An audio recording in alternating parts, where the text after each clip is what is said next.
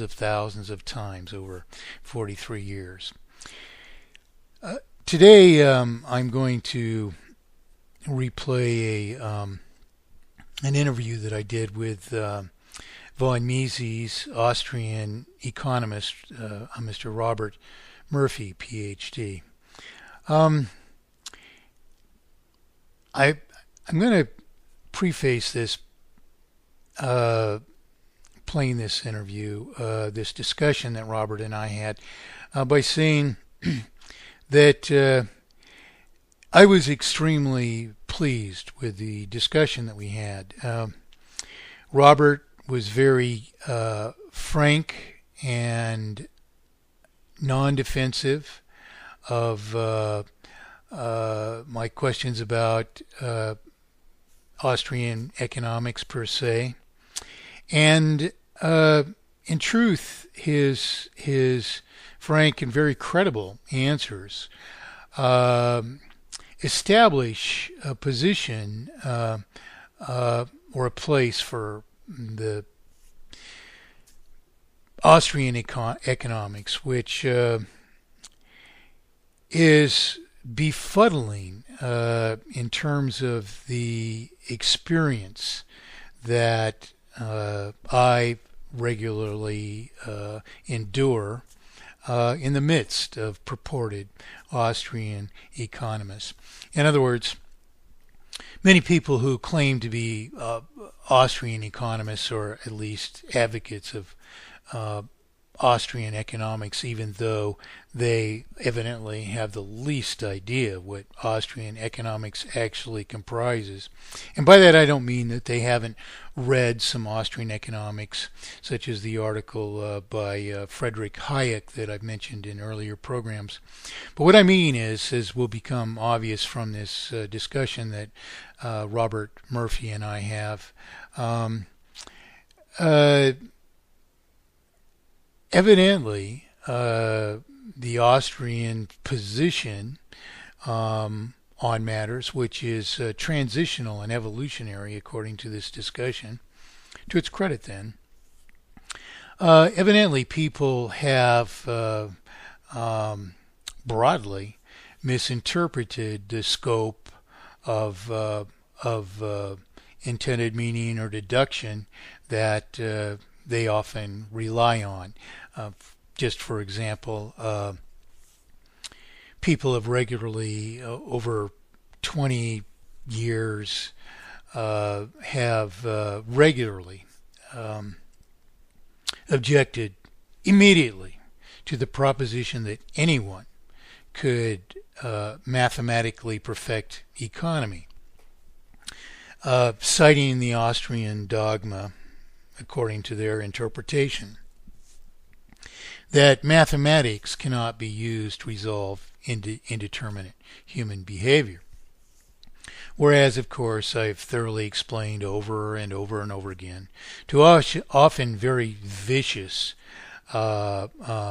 refusals to acknowledge plain simple facts, which are not opinion. Name calling ensues. I'm a communist. I'm a Marxist, for solving a system of intended exploitation, which happens to be terminal. You know, in truth, these positions that people have taken against a proposition of mathematically perfected economy are unjustifiable. For example, as I mentioned when I called when I made my final call to the 2008 Ron Paul campaign, a fellow named Andrew answered the phone, and I no sooner introduced myself and he asserted in reply, "Everyone knows there's no such thing as mathematically perfected economy." And as I've reported, I replied to him with a pat answer for that assertion. I said, "Do you mean to tell me that if inflation and deflation are defined as increases or decreases in circulation per represented property, there's no solution for inflation and deflation?" Long silence.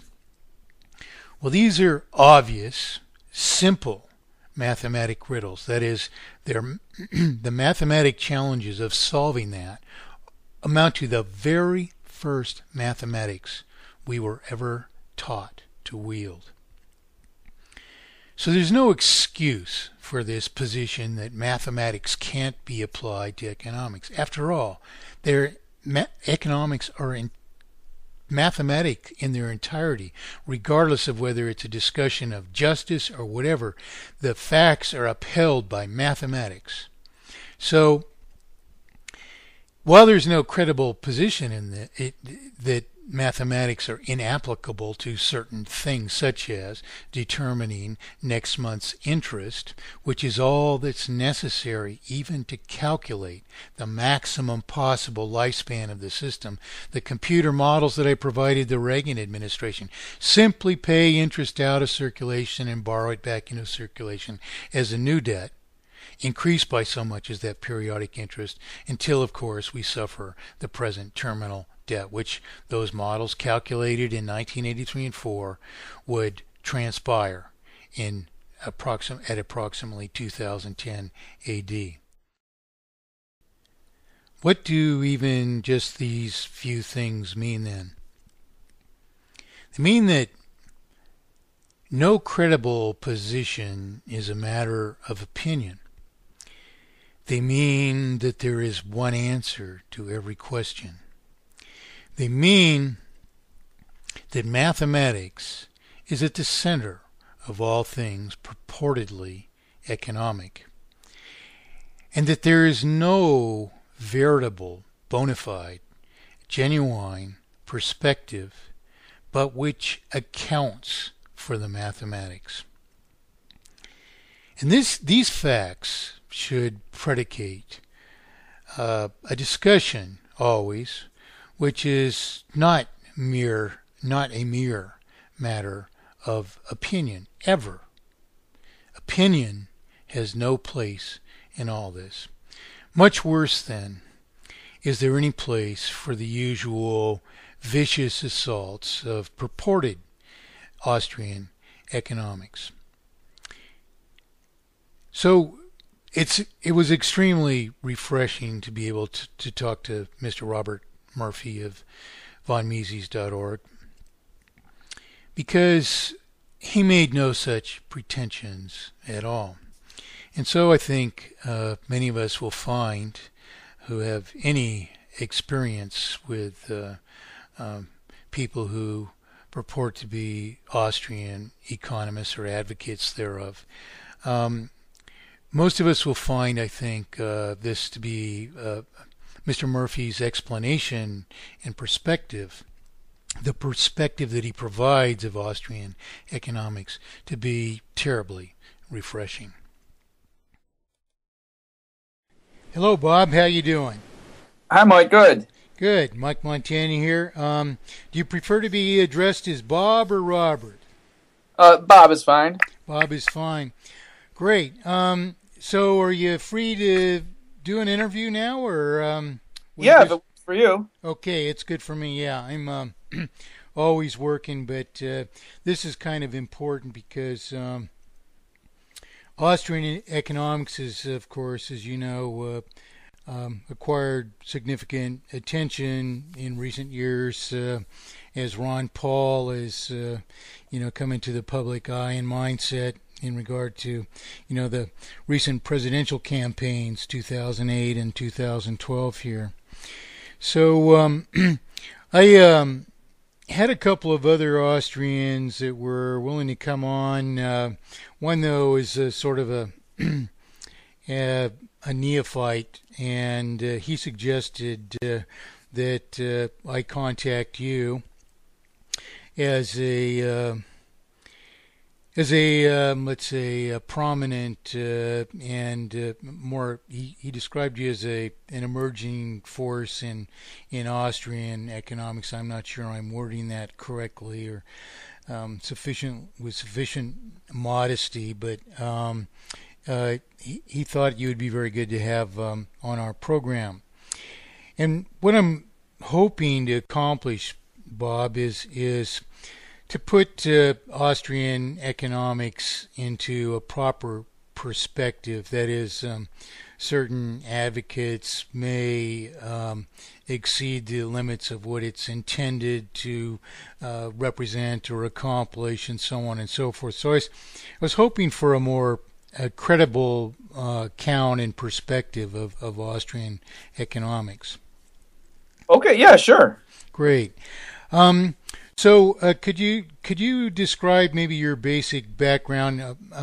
I might mention I think I sent this in an email, but just to draw to your attention, I've got an automatic recorder on, so we're basically conducting an interview already, and I have no idea how to introduce you to my audience. So I was kind of hoping you might be able to give us some kind of idea of what your background is, and then from there maybe we could go on to a discussion of, what are the purposes of Austrian economics as opposed to conventional economics, and so forth.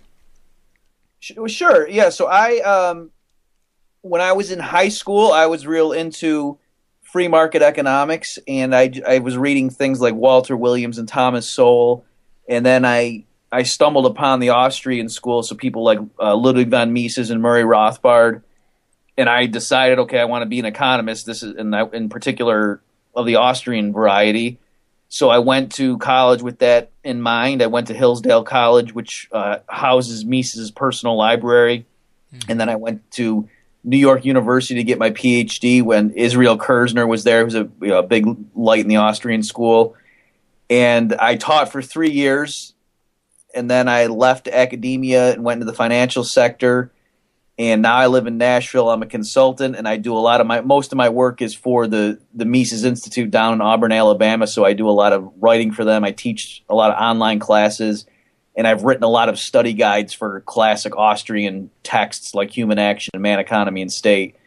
So yeah, that's my basic background. So I'm probably in terms of popularizing the Austrian school, just because I have a lot of time to do it now since I'm not teaching at a university.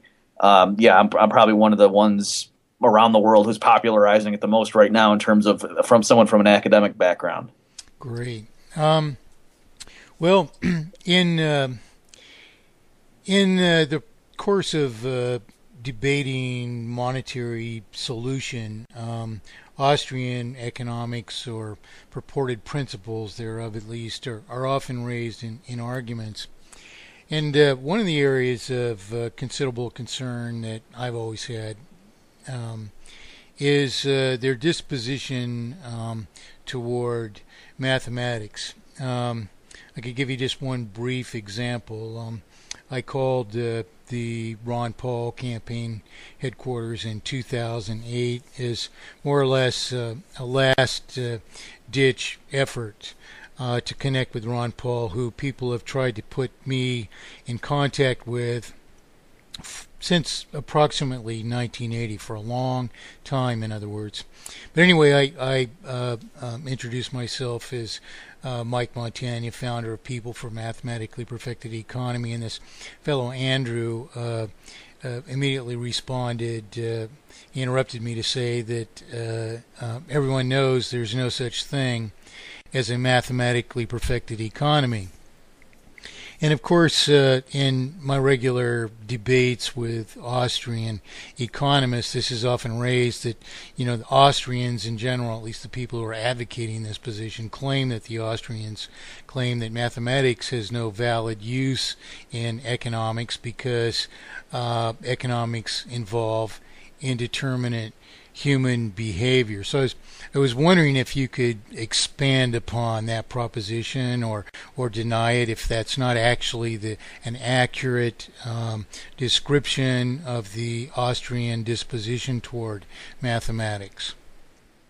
Sure. So it is true. There is a strain of thought that comes from Mises himself, who, if people had to pick and say in the 20th century, people would either say it was Mises or Hayek as terms of who was the biggest gun in Austrian economics.